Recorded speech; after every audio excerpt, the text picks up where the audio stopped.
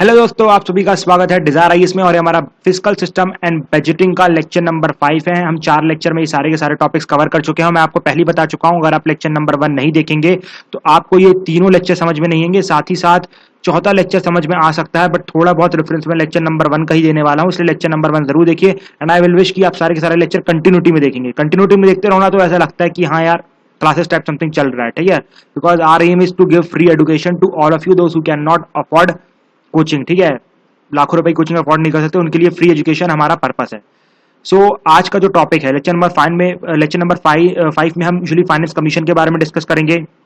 फिर जो 14th finance commission की रिकमेंडेशन थी उसको भी डिटेल में चर्चा करेंगे। फाइन।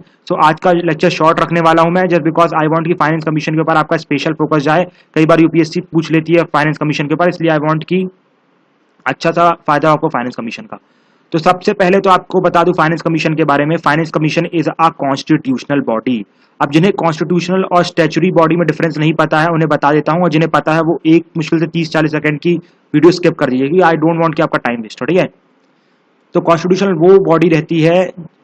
बॉडी वो बॉडी रहती है जिसका मेंशन मिलता है हमें कॉन्स्टिट्यूशन ऑफ इंडिया में। फॉर एग्जांपल इलेक्शन कमीशन के लिए सेपरेट आर्टिकल है, कॉन्स्टिट्यूशनल बॉडी के लिए सेपरेट आर्टिकल है, प्रेसिडेंट के लिए दैट मींस सेपरेट आर्टिकल है। So they all are constitutional body. लेकिन स्टैच्यूटरी बॉडी क्या रहती है? स्टैच्यूटरी बॉडी वो रहती है जिनको एक एक्ट ऑफ पार्लियामेंट के द्वारा बनाया जाता है। फॉर एग्जाम्पल, मैं अगर आपको याद हो कैपिटल और मनी मार्केट में मैंने आपको बताया था SEBI, it is a statutory body. वो क्यों? जस्ट बिकॉज सेबी एक्ट 1992 में पास किया गया और उसके अंदर बता दिया गया कि एक सेबी नाम की बॉडी बनाई जाएगी। तो उसका जो मेंशन है वो किसी आर्टिकल में तो नहीं है ना, उसका मेंशन तो सेबी एक्ट में है, इसलिए उसे हम बोलते हैं स्टैच्यूटरी बॉडी।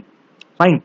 अब जो फाइनेंस कमीशन है वो हर 5 साल के बाद एक बार बनाई जाती है, मतलब हर 5 साल में एक बार बनाई जाती है। And it is always headed by an eminent chairman, ठीक है। It is always headed by an eminent chairman.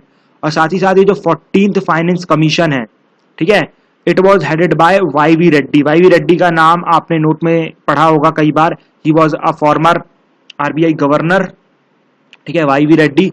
और इसके बाद जो भी फाइनेंस कमीशन रिकमेंडेशन देती है वो 5 साल के लिए बस वैलिड रहती है, मतलब 5 साल के बाद वो लैप्स कर जाती है। उसके बाद एक नई फाइनेंस कमीशन आती है और फिर उसकी जो रिकमेंडेशन हो जाती है वो वैलिड होना चालू हो जाती है। जैसे फॉर एग्जांपल जो 14th फाइनेंस कमीशन की रिकमेंडेशन है, जैसे 2015 में दैट मींस कॉन्स्टिट्यूट किया गया था, उसकी रिकमेंडेशन 31 मार्च 2020 तक वैलिड रहने वाली है, ठीक है। एंड और ये एडवांस में डिक्लेयर कर दिया जाता है कि जो नेक्स्ट फाइनेंस कमीशन है वो कौन हेड करने वाला है, ठीक है। सो 15th finance commission will be headed by NK Singh. आपने एनके सिंह के बारे में लास्ट लेक्चर में पढ़ा कि उन्होंने एफआरबीएम एक्ट को इंप्रूव करने के लिए रिकमेंडेशन दी थी, ठीक है। अब इसका सबसे इंपॉर्टेंट फंक्शन क्या होता है? देखिए, इसका सबसे इंपॉर्टेंट फंक्शन होता है कि एलोकेशन ऑफ टैक्सेस करना, मतलब जो देखिए कंप्लीट टैक्स होते हैं, ठीक है। अब देखिए, आप सब जानते हैं जो हमारे सेंट्रल गवर्नमेंट है, उस अगर आपने इंटर स्टेट रिलेशन पढ़ा हो तो उसमें आपने ये देखा होगा कि सेंट्रल गवर्नमेंट को ज्यादा टैक्सेस दिए गए हैं, ठीक है, और स्टेट गवर्नमेंट को कम टैक्सेस दिए गए हैं। अब जो टैक्सेस आएंगे, अब देखिए क्या हो सकता था, फाइनेंस कमीशन को सेटअप करने का रीजन ये था कि अगर मान लीजिए स्टेट गवर्नमेंट जो सेंट्रल गवर्नमेंट है, अब वो कोई एंटी पार्टी है, फॉर एग्जांपल कि आप सब जानते हैं कॉन्फ्लिक्ट होता है, ये that means it is not a denial regime कि अगर सेंटर पे अगर ए पार्टी हो और स्टेट में बी पार्टी हो तो ए और बी के बीच में थोड़ा बहुत कॉन्फ्लिक्ट तो हो गई, तो वो ऐसा कॉन्फ्लिक्ट ना हो, ठीक है। ये तो हमारे कॉन्स्टिट्यूशन मेकर जानते थे ऐसी प्रॉब्लम होने वाली है, इसलिए अलग से फाइनेंस कमीशन बनाई गई जो डिसाइड करेगी कि स्टेट और सेंटर के बीच में, ठीक है, कौन कौन सा टैक्स डिस्ट्रीब्यूट किया जाएगा, कितना टैक्स स्टेट को दिया जाएगा सेंट्रल गवर्नमेंट से, कि मतलब ये दोनों में कोई बीच में कोई प्रॉब्लम ना हो। और सबसे बड़ी बात यह है कि सबसे आप ये सोचेंगे कि ये तो एक एडवाइजरी बॉडी है, इसकी अगर एडवाइस मानना हो तो मानो, नहीं मानना तो नहीं मानो। फिर भी सेंट्रल गवर्नमेंट इसकी सारी एडवाइस क्यों मानती है? इसलिए मानती है क्योंकि स्टेट गवर्नमेंट को लगता है, देखिए कहीं कहीं पर ना सेंट्रल गवर्नमेंट को स्टेट गवर्नमेंट की कॉपरेशन की जरूरत पड़ती है। फॉर एग्जाम्पल जीएसटी में अगर जब तक स्टेट गवर्नमेंट सपोर्ट नहीं करते तो जीएसटी पास ही नहीं होता, इसलिए कि कोई प्रॉब्लम ना फ्यूचर में। अगर ये लोग फाइनेंस कमीशन की रिकमेंडेशन नहीं मानेंगे, अगर स्टेट के फेवर में फाइनेंस कमीशन की रिकमेंडेशन आई तो अगर सेंट्रल गवर्नमेंट नहीं मानेगी तो वो लोग बोलेंगे हम आपके आगे एक्ट्स में साथ ही नहीं देंगे। तो एक तरीके से आप समझ रहे हैं ना कि मतलब कंपटीशन चालू हो जाएगा, मतलब एक तरीके से लड़ाई चालू हो जाएगी, तो कॉन्फ्लिक्ट चालू हो जाएगा। इसलिए फाइनेंस कमीशन की सारी रिकमेंडेशन स्टेट गवर्नमेंट मान ही लेती है। और फाइनेंस कमीशन इसलिए भी इंपॉर्टेंट है बिकॉज स्टेट को कंप्लीटली डिपेंडेंट बनाया गया है सेंटर के ऊपर। क्योंकि सारे के सारे टैक्स दे दिए गए सेंट्रल गवर्नमेंट को, और इसलिए फाइनेंस कमीशन को बनाया गया कि वो बहुत ही जुडिशियली आराम से ये जो स्टेट्स को जो रेवेन्यू है वो हासिल हो। इसलिए आप देखिए यहाँ पर जो that means 14th finance commission के जो हेड थे वो वाई वी रेड्डी थे, मतलब एक हमेशा एक एमिनेंट पर्सन रहता है हेड, ठीक है। तो ये भी एक रीजन है। इसके बाद हम आगे मूव करते हैं फाइनेंस कमीशन को लेके कि आगे क्या क्या है, चलिए देखते हैं। तो आगे जो सबसे पहले हमें देखने को मिलता है वो ये है 14th फाइनेंस कमीशन की रिकमेंडेशन, ठीक है। अब इनको हम डिटेल में डिस्कस करने वाले हैं because these are very important, कई बार कोई भी स्टेट पीएससी में पूछा जा सकता है। तो सबसे पहली जो रिकमेंडेशन वो ये है कि हमारे स्टेट दैट मीन जो फाइनेंस कमीशन है उसने सीधा सीधा सेंट्रल गवर्नमेंट को बोला कि सर आप जो सेंट्रली स्पॉन्सर्ड स्कीम्स हैं उनको बंद करिए, और आपको जो भी स्टेट को पैसा देना है वो सिर्फ और सिर्फ ग्रांट्स के फॉर्म में दीजिए। तो ऐसा उन्होंने क्यों बोला वो तो हम बाद में जानेंगे, उससे पहले जान लेते हैं कि सेंट्रली स्पॉन्सर्ड स्कीम्स क्या होती है, CSS क्या होता है। देखिए सेंट्रली स्पॉन्सर्ड स्कीम्स वो होती है जो कि सेंट्रल गवर्नमेंट बनाता है, ठीक है, और स्टेट को बोलता है कि सर आप लोग अपने स्टेट में इम्प्लीमेंट करिए। फॉर एग्जांपल कितनी, जैसे फॉर एग्जांपल जो नेशनल हेल्थ प्रोटेक्शन स्कीम है, it is the example of centrally sponsored scheme, जैसे कि स्टेट ने बना, दैट मीन सेंट्रल गवर्नमेंट ने बना दी।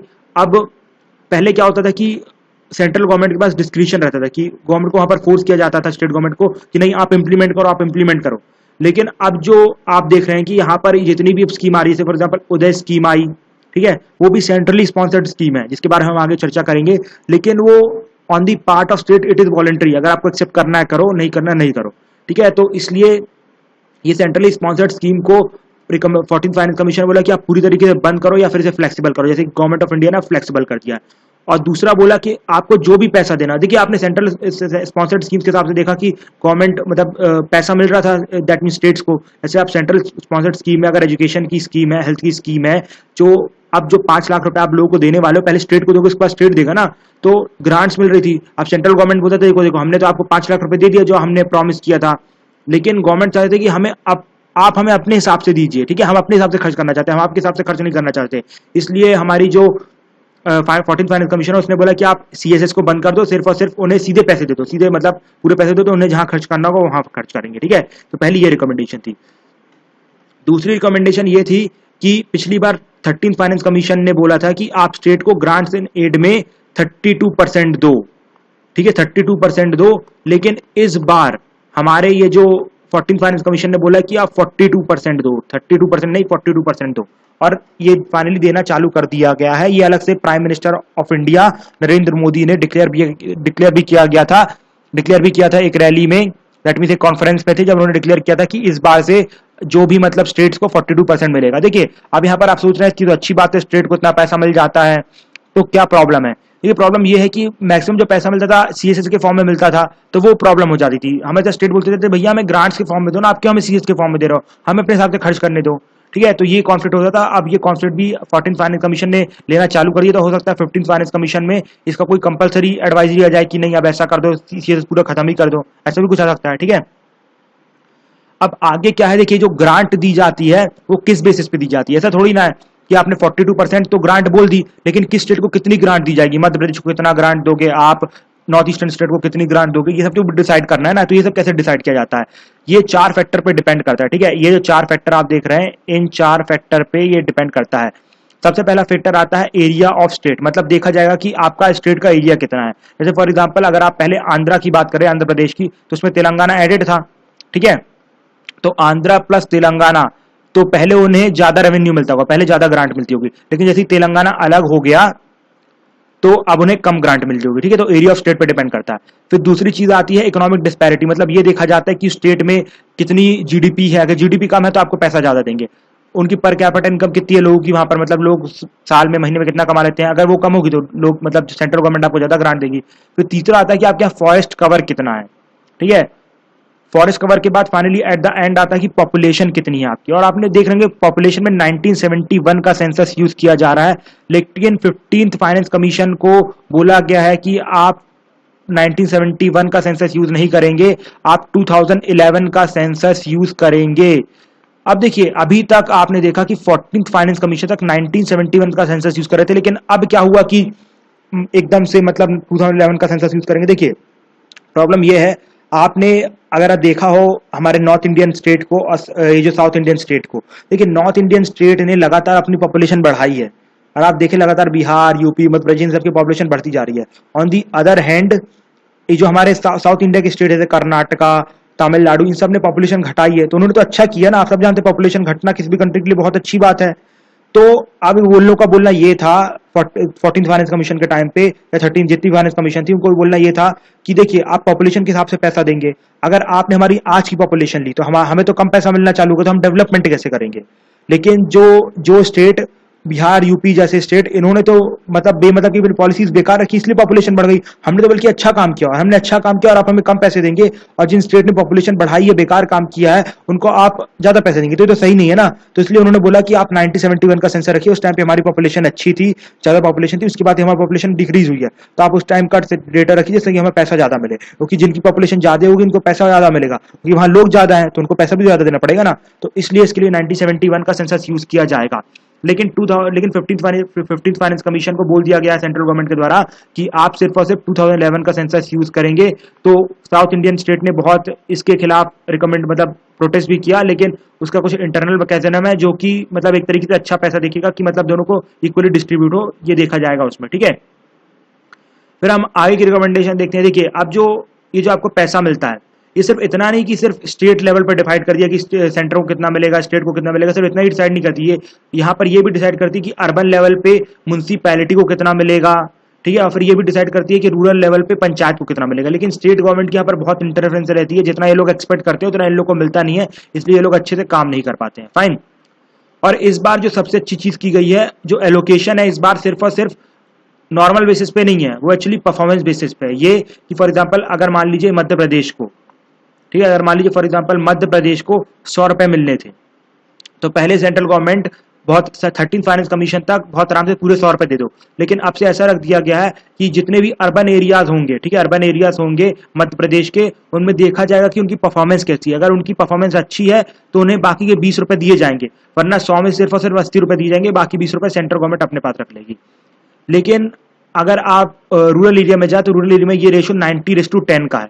मतलब ये कि रूरल एरिया में अगर जहां पर पंचायत ने अच्छा काम किया है वहां पर उन्हें 10 रुपए भी दिए जाएंगे, और जहां पर पंचायत ने अच्छा काम नहीं किया है वहां पर उन्हें सिर्फ और सिर्फ 90 रुपए ही दिए जाएंगे। तो अब देखिए यहाँ पर ये इसलिए किया गया है कि परफॉर्मेंस देखी जाए। हर बार क्या किया जाता था कि यूपी बिहार जैसे स्टेट में कोई परफॉर्मेंस नहीं रहती थी, हर बार उन्हें 100 रुपए दे दिया जाता था, और वहीं पर जो हमारे साउथ इंडिया वाले स्टेट हैं वो लोग अच्छा परफॉर्म करते थे, लेकिन फिर भी उन्हें उनका शेयर किया जाता था। तो वो लोग कहते थे कि भैया जो हमें एक्स्ट्रा, वो लोग जो काम नहीं कर रहे हैं, हम तो एक्स्ट्रा काम कर रहे हैं ना, हम तो देश को आगे बढ़ा रहे हैं, तो जो एक्स्ट्रा जो आप उन्हें 20 रुपए दे रहे हैं, ठीक है, वो सिर्फ और सिर्फ हमें दे दिए जाए क्योंकि हमने अच्छा काम किया है।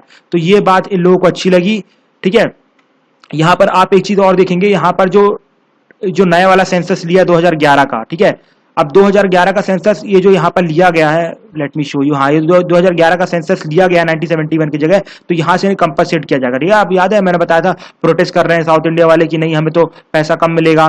तो अब जो हमारी सेंट्रल गवर्नमेंट ने बोली है कि इनका जो ये लोग परफॉर्मेंस नहीं करेंगे, ठीक है, उनका पैसा हम आपको उठा के दे देंगे। मतलब 20% अर्बन एरिया से उठा के आपको दे देंगे और 10% आपको उठा के दे देंगे। और होता था कि 15th फाइनेंस कमीशन में ये परफॉर्मेंस जो बेसिस है उसे बढ़ा के 30% या 40% भी कर दिया जाए, तो उससे क्या होगा कि जो स्टेट काम नहीं करते हैं वो भी काम करना चालू कर देंगे। जब उन्हें रेवेन्यू कम मिलेगा वो भी बोलेंगे चलो यार अब काम कर ही लेते हैं, पैसा मिल ही रहा है, थोड़ा बहुत इन्वेस्टमेंट कर ही देते हैं, ठीक है। तो ये काम भी चालू हो जाएगा। तो आप समझ सकते हैं ये भी कितनी अच्छी चीज है। फिर इसके बाद एक और इंपॉर्टेंट चीज ये है कि plan and non plan expenditure को डिसकंटिन्यू किया जाए। देखिए प्लान एंड नॉन एक्सपेंडिचर मैं अगर आपको अभी पढ़ाने बैठूंगा तो उसके लिए बेमतलब 15 मिनट 20 मिनट वेस्ट हो जाएंगे, साथ ही साथ आपको समझ में भी इतनी अच्छे से नहीं आएगा। इसलिए मैं इसके लिए सेपरेट एक लेक्चर लूंगा, ठीक है, जहां पर मैं प्लानिंग इन इंडिया बताऊंगा, उसके अंदर मैं आपको ये वाला टॉपिक अच्छे से कवर कर दूंगा। लेकिन अभी आप याद कर लीजिए कि 14th फाइनेंस कमीशन ने बोला है कि प्लान और नॉन प्लान एक्सपेंडिचर को कम कर दिया जाए। और साथ ही साथ एक और चीज हमारे ये जो फाइनेंस कमीशन ने बोला है कि जो देखिए आपको पता है जो स्टेट इलेक्ट्रिसिटी बोर्ड होता है, फॉर एग्जाम्पल जैसे एमपी में एमपीबी एक बोर्ड है, स्टेट इलेक्ट्रिसिटी बोर्ड, वैसे यूपी में होगा यूपीबी, ठीक है। तो उनका जो टोटल मिला के कर्जा आपको पता कितना, 4,00,000 करोड़, ठीक है, ये अप्रॉक्स 4,00,000 करोड़ है। अभी तो और बढ़ गया होगा, ये 2015 का सेंसस है। तो उनका जो मतलब उनका भी कर्जा कम करना है, उसके लिए भी फाइनेंस कमीशन ने एक रिकमेंडेशन दी है, उनको बोली है सेंटर को कि आप उनके लिए कोई स्कीम निकाले, उनका जो भी खर्चा उनको कम करवाए। उसके लिए गवर्नमेंट ऑफ इंडिया ने फिर एक उदय स्कीम निकाली है जो कि सेंट्रल स्पॉन्सर्ड स्कीम है। तो आप समझ सकते हैं कहीं कहीं पर जरूरत पड़ती है, इसलिए अभी तक रखा गया, लेकिन फ्लेक्सिबल मैनर है वो। उदय स्टेट के ऊपर अगर आपको लगाना तो लगाओ, नहीं लगाना तो नहीं लगाओ, ठीक है। अब आगे कुछ इसकी एनालिसिस करते हैं इन रिकमेंडेशन की। एनालिसिस ये देखिए, आपने देखा कि ये जो हमारी फाइनेंस कमीशन है उसने बोला कि 42% यूज कर लिया जाए, ठीक है, और विड्रॉल कर लिया जाए CSS से, मतलब सेंट्रली स्पॉन्सर्ड स्कीम से विड्रॉल कर जाए। इससे क्या होगा कि स्टेट को ऑटोनॉमी मिलेगी। हर बार मोदी जी बोलते रहते थे कि स्टेट को ऑटोनॉमी नहीं, जब वो चीफ मिनिस्टर थे गुजरात के तब भी वो बोलते थे कि स्टेट को ऑटोनॉमी नहीं है, तो वो ऑटोनॉमी प्रोवाइड की जाए, ठीक है। तो उस ऑटोनॉमी के लिए फाइनली हमारे यहाँ जो स्टेट को है ज्यादा पैसा देने लगे हैं, और जो CSS स्कीम है उससे कम करेंगे, मतलब CSS से स्कीम से बाहर आएंगे तो ऑटोमेटिकली स्टेट को और पैसा मिलेगा, ठीक है। और दूसरा, हमारे यहाँ पहले क्या होता था, आपने देखा यूपी, बिहार, मध्य प्रदेश, ये जो बीमारू स्टेट हैं वो लोग जो रिसोर्सेज को अच्छे से यूज नहीं करते थे। जैसे आप देखेंगे जो मध्य प्रदेश, बिहार, यूपी जैसे स्टेट है वो लोग क्या किया करते थे कि जो पैसे थे, मैंने आपको बताया था, वो सेंट्रल गवर्नमेंट को उधार पे दे दिया करते थे, इंटरेस्ट कमा के अपने नेताओं की पेमेंट बढ़ा के उन्हें ऐश करवाया करते थे, या फिर क्या करते थे, RBI के पास रख दिया करते थे कि RBI उन्हें इंटरेस्ट दे, ठीक है। इन सब कामों में यूज कर दिया करते थे, मतलब अपने जो पैसे थे उसको डेवलपमेंट बेसिस पे नहीं लगाते थे। अब लेकिन गवर्नमेंट ने क्या किया कि कंपटीशन वाला चालू कर दिया, मतलब परफॉर्मेंस बेस्ड एलोकेशन, मतलब हर इस बार आप देखेंगे जो बिहार को शेयर मिलता था उससे 20% कम मिला है अर्बन एरियाज में। क्यों? क्योंकि उन्होंने परफॉर्मेंस ही नहीं की वहां पर, तो वहां पर कम मिलेगा। तो इसलिए जब ये परफॉर्मेंस वाला लाया जाएगा, जैसे से ये 20% से 40% शेयर करेंगे, 50% शेयर करेंगे, एक टाइम पे 50-50 कर देंगे, बोलेंगे आपको 100 रुपए में से 50 रुपए तभी मिलेंगे जब परफॉर्म करेंगे, तो ऑटोमेटिकली ये लोग जो रिसोर्सेज को जुडिशियस यूज करेंगे, डेवलपमेंट करना चालू करेंगे, तो ये सब फायदा होने वाला है हमारे इस पूरे 14th फाइनेंस कमीशन की रिकमेंडेशन का। तो ये था हमारा फाइनेंस कमीशन और डिटेल में इसकी रिकमेंडेशन। जब 15th फाइनेंस कमीशन रिकमेंडेशन आएगी तो उसके पर एक सेपरेट वीडियो बनाऊंगा, do not that means do not worry of it, ठीक है। और अगले लेक्चर में हम उदय स्कीम और फिजिकल कंसिडरेशन को डिटेल में डिस्कस करेंगे, और फाइनली हमारा जो फिजिकल सिस्टम वाला लेक्चर है वो कंप्लीट होगा, और इसके जो नेक्स्ट सेक्शन है जिसमें हम बजटिंग को कंप्लीट करेंगे लेक्चर नंबर 7 और लेक्चर नंबर 8 में, ठीक है। तो हम मिलने वाले हैं नेक्स्ट सीरीज में, not in next series, in next lecture, that is lecture number 6 में हम मिलेंगे। So thank you, have a nice day friends.